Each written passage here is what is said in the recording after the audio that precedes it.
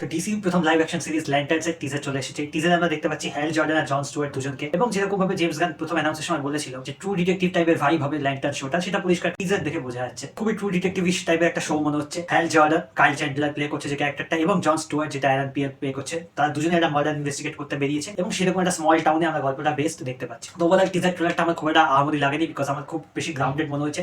কিন্তু green lantern একটা space related character, তার যে পুরো লোডটা সেটা স্পেসে বেস্ট। আমি জানি না সেটাকে কেন এত গ্রাউন্ডেড রেখে আমরা মার্ডার মিস্ট্রি ট্রিটমেন্ট দেওয়া হচ্ছে।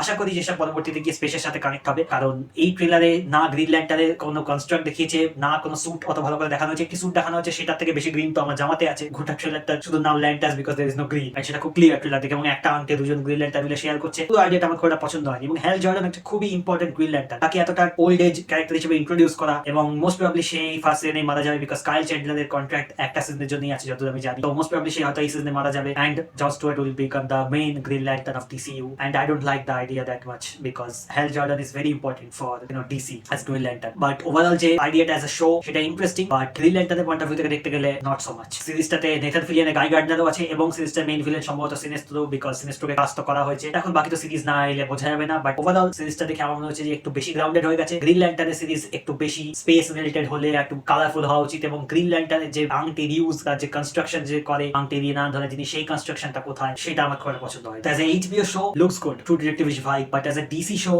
it seems like a parody of True Detective, like True Detective but with Green Lanterns, and there is too much True Detective than there is Green Lantern. এটা মনে হয়েছে। আপনাদের কেমন লাগলো টিজার ডেফিনেটলি কমেন্ট করে জানাবেন।